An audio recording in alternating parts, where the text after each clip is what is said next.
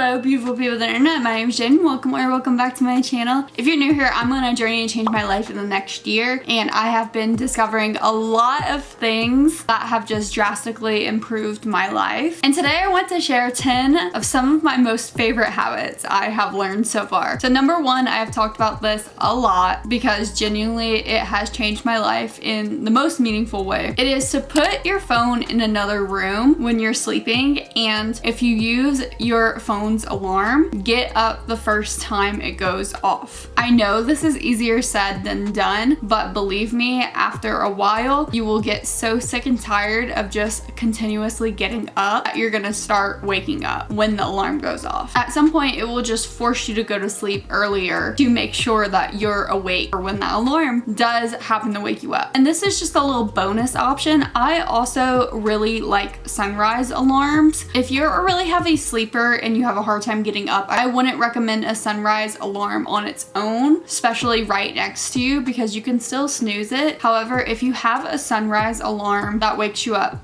before your phone goes off in another room, I feel like that's even more helpful because the sunrise alarm slowly wakes you up, and then by the time your phone alarm goes off, you're conscious enough to have to stand up and go turn the actual alarm off. And then at that point, you don't really want to go back to sleep because you just started gaining consciousness and you already stood up. My second tip is really related to the mornings and your evening routines as well. But I think not having your phone on you first thing in the morning or right at the end of your night is really helpful. Basically, once you are kind of in that wind down mode, put your phone somewhere else and do your full morning routine. Like wake up, maybe get some sunlight, maybe get some breakfast, maybe get ready for the day, like brush your teeth, wash your face, put on some clothes, then you can touch your phone. I swear this has helped so much just for my screen time overall. I feel like some days when I'm like deep in my screen time trenches, like I'm just having a harder time staying off my phone. Those are the days where like I can't go to sleep without watching TikTok or playing a little game, and I like literally wake up and I'll have TikTok on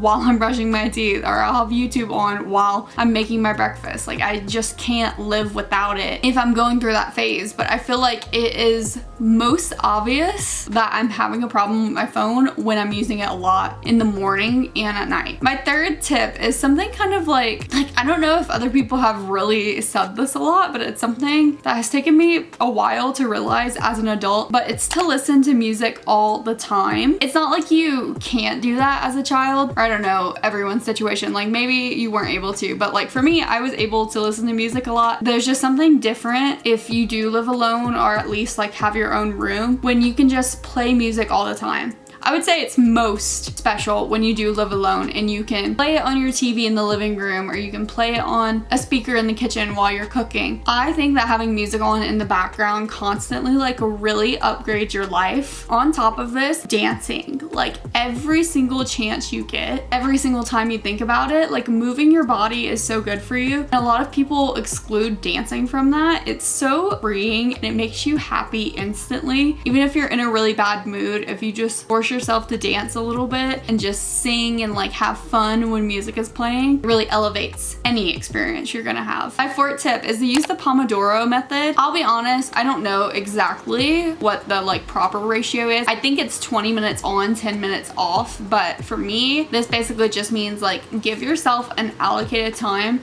to work for, and then give yourself an allocated amount of time to not work for. So if you say, I'm gonna work for 30 minutes and then I'm gonna take a 5-minute break, then do that. And that's how you can really get through so many tasks that you're procrastinating, so many things that are hard, because you know that you have that reward coming if you just do the work for a little bit. My fifth tip is very similar, and it's time blocking. This is something I've learned more and more lately that really works for me. I feel like life is less about the actual reps you're putting in and more about the time you're spending doing it, if that makes any sense. Like for me, I feel like it's harder to say read 10 pages a night than to read for 5 minutes a night. Even though those might be really similar in output, it is easier for me to allocate that chunk of time and say, I'm gonna go and do this thing, whether I do it badly or whether I do it amazingly. Either way, I'm gonna put in the time. I think it's something that just like hijacks my brain and doesn't let me be as much of a perfectionist because I'm just putting in the hours. I don't have to have a perfect gym session. I just need to be there. I don't need to read a certain amount of pages. I just need to read. I don't need to run a 10K. I just need to run for an hour and a half. That was a dramatic example, but you get what I mean. It's easier to just block your calendar out and say, this is what I'm gonna spend each hour of my day doing, than to look at your life in a to-do list and trying to figure out where to fit all those things in as you're going through your day. My sixth tip is to eat the frog, which is something I started doing a few years ago when I was having a really hard time getting started at all. The concept of eating the frog is basically doing the hardest thing first. It comes from this weird little idea of if you had to eat a frog every single day, you were forced to, but you can eat it at any time of the whole entire day. The best time to eat it would be right in the morning so that you would just get it over with and you don't have to think about the fact that you have to eat that damn frog the whole entire day. So now for me, especially at work, if there's a call I don't want to make, if there's an email I don't want to send, if there's a project I don't want to work on, that's always the first task I do when I walk into work. And on weekends, if I have to do a really long run that I'm not looking forward to, or if I have to film a video that's going to take a really long time, I make sure that is done at the first opportunity. Number 7 is again a very similar tip, but it's if it takes less than 5 minutes, just do it now. Again, one of the first things that I started doing when I had trouble accomplishing things. I think we as humans tend to like really build up our to-do list and put all these tiny tasks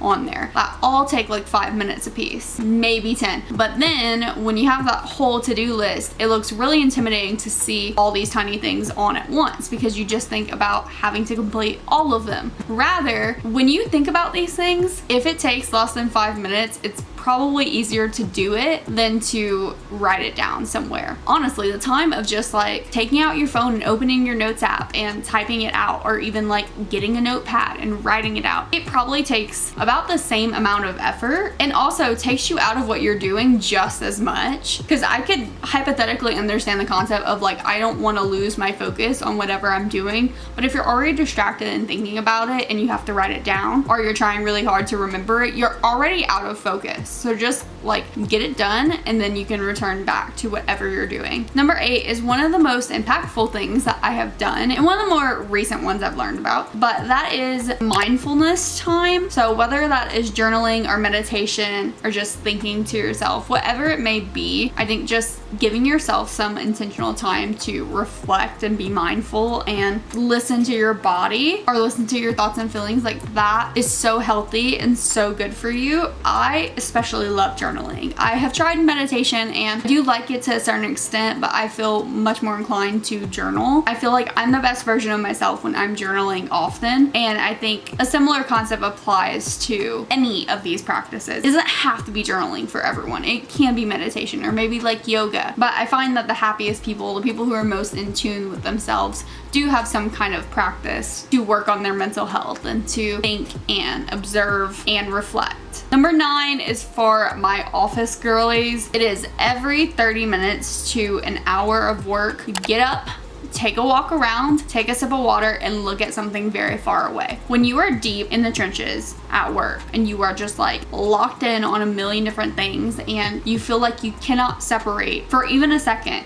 that is like the time when you most need to take a second. If you set some kind of notification on your phone, some kind of alarm, some kind of reminder that you're gonna see to actually get up and just be present with yourself for 5 seconds even. I mean, that is just so important for anyone working in an office. Like, you get so distracted and you completely lose your sense of self for a while. I feel like especially the water, I know a lot of us probably have this problem, but I have gone so many days at work or at the end of the day when I'm packing up and I'm leaving, I'm like, I did not drink like any water today. It happens so often and it's so frustrating. If you just make a little bit of time to just sip, you're gonna drink enough water. by the end of the day. And then the last tip is to schedule one day every week, or at least a little bit of time every week, where you are going to rest and relax. When you get caught up in the productivity mindset and you just want to be disciplined and hardworking, I feel like you forget that rest is productive and that it is necessary, or else you're just gonna burn out. So like,